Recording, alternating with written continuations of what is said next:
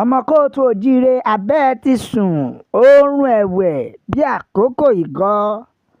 Mo láyọ̀ láti sọ fún yín wípé gómìnà ilẹ̀ Kwara wọ́n ti reach out sí olóyè Sunday Igboho wípé kó máa bọ̀ nílẹ̀ Kwara kó wá gbà wọ́n lọ́wọ́ àwọn Fúlàní darandaran.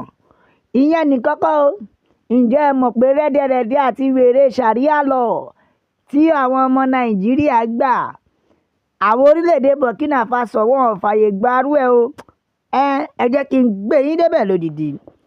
Ẹ káàbọ̀ sórí ìkànnì wa o, ilẹ̀ Oòduà, ilẹ̀ àbínibí wa.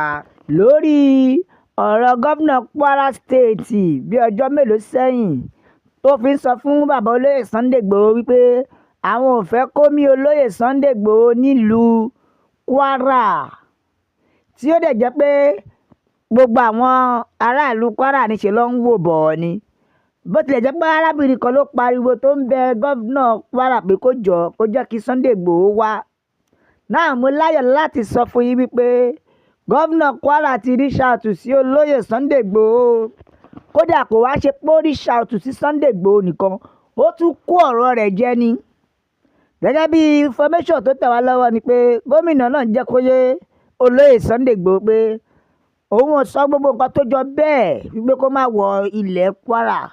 Ó ní kódà òun gan ti ń expect Sunday Igboho kó wá sílẹ̀ Kwara débi wípé ó ní fúnra ara òun gan ti ń wá ọ̀nà láti get in touch sí olóyè Sunday Igboho. Ìyẹn nìkan kọ́ ó tún wá fi àyè gba any other security agency. Ó ní kó jẹ́ fìgìláńtẹ́ àbí àmọ̀tẹ́kùn ni ó lè gba àwọn nílẹ̀ Kwara. Ó ní they are highly welcome o, pé òun gan máa welcome wọn ti dùnnú. So far tó bá ti jẹ́ pé wọ́n lè gba àwọn lọ́wọ́ ogun ajínigbé àti pìtìpìtì tó ń ṣẹlẹ̀ ní agbègbè wọn. Débi pé gómìnà Kwara State ó tún sọ wípé tí olóyè Sunday Igboho bá ilé wá sí ilẹ̀ Kwara, ó ní fúnra òun gan lòun máa lọ pàdé olóyè Sunday Igboho nítorí pé òun gan ti ń retí ẹ̀ tipẹ́tipẹ́. Inú gbogbo àwọn ọmọ Kwara inú wọn bẹ̀rẹ̀ sí ní dùn nítorí pé gómìnà wọn ti ṣe nǹkan tí wọ́n fẹ́. Tẹ́ ẹ bá mọ arábìnrin tí ó ké gbà yẹn náà wípé kí gómìnà ilẹ̀ Kwara, ìyẹn fídíò arábìnrin tẹ̀ ń wò yìí, wípé kó gba olóyè Sunday Igboho láàyè. Mo láyọ̀ láti sọ fún yín wípé arábìnrin yẹn náà inú ẹ̀ ti ń dùn báyìí tó ti ń dúpẹ́ lọ́wọ́ gómìnà Abdulrasaq wípé inú àwọn dùn wípé padà fààyè gba Sunday Igboho, pé wọ́n gbọ́ sí àwọn ní ẹnu. Ìdùnnú ni ó ti dùnnú tayọ̀ ní gbogbo wọn fi ń dunnú pé olóyè Sunday Igboho ń bọ̀ nílẹ̀ Kwara. Bẹ́ẹ̀ olóyè Sunday Igboho kan ti jáde fúnra ara wọn, wọ́n ti sọ̀rọ̀. Wọ́n ní on the 23-24 oṣù yìí làwọn máa kalẹ̀ sílẹ̀ Kwara táwọn máa kanlẹ̀ síbẹ̀, tó túmọ̀ sí pé àwọn ń lọ sí Kwara ní 23-24 inú oṣù táwa yìí. Sunday Igboho gan tún fi tayọ̀tayọ̀ ó ti prepare láti lọ. A dẹ̀ gbàdúrà pé Ọlọ́run Olódùmarè yóò ran olóyè Sunday Igboho lọ́wọ́ láti fi lè dáwọ́ wàhálà tí ó ṣẹlẹ̀ nílẹ̀ Kwara dúró. Ẹ wo, ìyẹn nìkan kọ́ ni mo mú wá o, ẹ tún jẹ́ kí n gbé yín débẹ̀. Ṣé ẹ mọ̀ pé rẹ́dẹ̀rẹ́dẹ́ àtòṣì ìyẹn lórí ọ̀rọ̀ Sharia law tí Nàìjíríà ń gbà bí ẹni gbàgbà ọtí, tí àwa Yorùbá yarí pé a fẹ́ Sharia law. Ǹjẹ́ ẹ mọ̀ pé orílẹ̀-èdè Burkinafaso president wọn ó ti sọ̀rọ̀, ó ní kò sí àyè fún Sharia law ní Burkinafaso.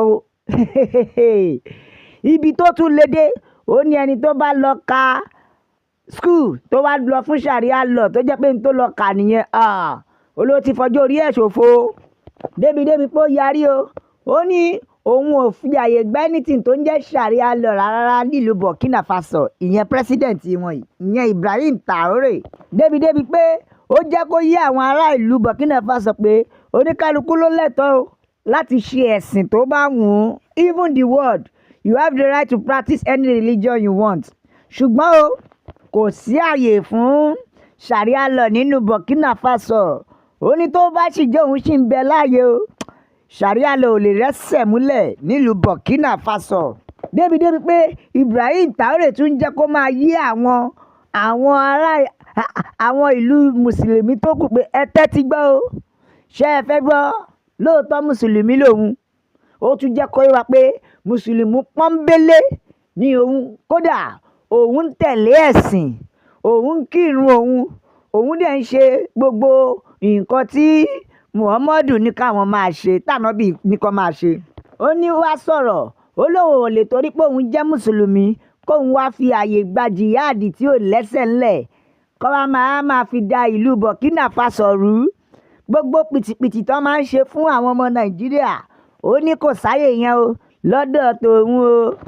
Òun jẹ́ muslim, ìyẹn ò fàyè gba rẹ́dẹ̀rẹ́dẹ́ nílùú Burkina Faso. Ó tún wá kìlọ̀ fún gbogbo àwọn kábínẹ̀tì ẹ̀ wípé kí ìkọ̀kọ̀ ni wọ́n má ṣe mistake ìgbé Sharia law wá o, kó má sọ pé ká approve Sharia law ní orílẹ̀-èdè wọn. Ó ní láíláí òun ò ní fàyè gbà.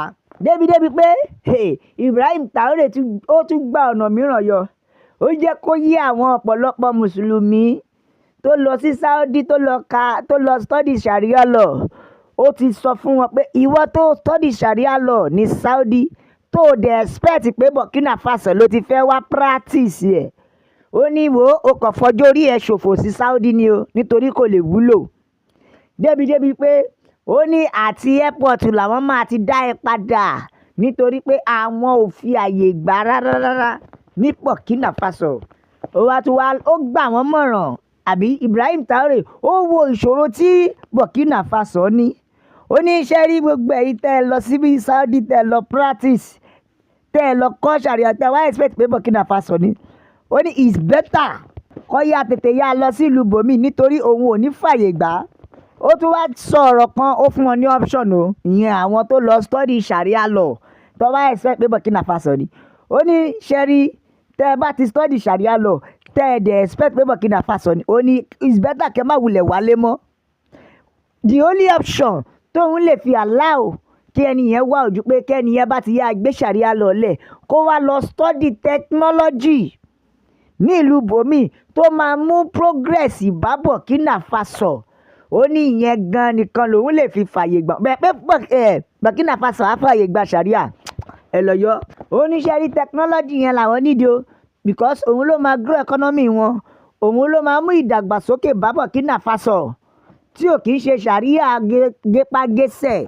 Ibi tí president Burkina Faso ṣe dé, ó tún jẹ́ kó yí àwọn ará ìlú ẹ̀ pé ìwọ tó fẹ́ lọ study technology tó ò lówó lọ́wọ́, òun ṣetán láti finance wọn, òun ṣetán láti rán wọn lọ. So far tó bá ti jẹ́ technology ló fẹ́ lọ ṣe tó dẹ̀ máa mú ìdàgbàsókè bá Burkina Faso.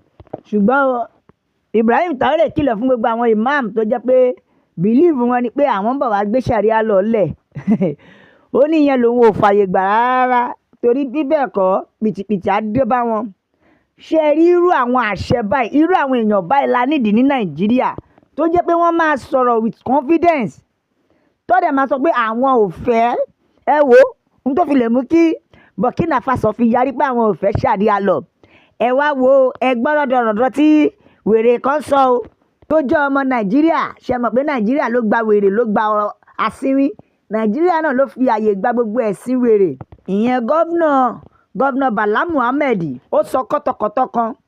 Ó ní ṣe rí Arabic education ó ló yẹ kó fàyè gbà ní Nàìjíríà, kó fi sí curriculum wọn, ìyẹn ní gbogbo àwọn schools kó máa ṣe lọ bẹ́ẹ̀ ní Arabic education yìí kó jẹ́ nǹkan tó strong tó máa solid. Ó ní Arabic ní international language, kò tún ṣe English mọ́. Ó ní torí òun ló fi ń trade ní àwọn ìlú ń sìn. Bẹ́ẹ̀ inú ẹ̀ ní scholarship wà àti wípé Arabic máa ń fún àwọn ọmọ ní opportunity láti ka ìwé dáadáa. Ẹ gbọ́ ẹ̀ wá gbélérí ibú pẹ̀lú bí Ibrahim Traoré ṣe ń kọ́ ọmọ Nàìjíríà pé say no to Sharia law. Lélérí ibú yìí tún sọ pé kó fàyè gba Arabic education. Ẹ gbọ́ ẹ̀yin èèyàn mi bó ló ṣe rí lọ́dọ̀ tiyín. Tó àní ìdìjì báyìí lọ lórí ìkànnì wa o. Ẹ lè bá tiwa jẹ́ pẹ̀lú like, ẹ bá tiwa jẹ́ pẹ̀lú share, ẹ bá wa bó kó lọ fàáfàá, ẹ subscribe la fi kí n wípé ilẹ̀ oòduà gbè wá o kò ní í gbọ̀dàlẹ̀ ilẹ̀ oòduà ilẹ̀ àbínibí wa.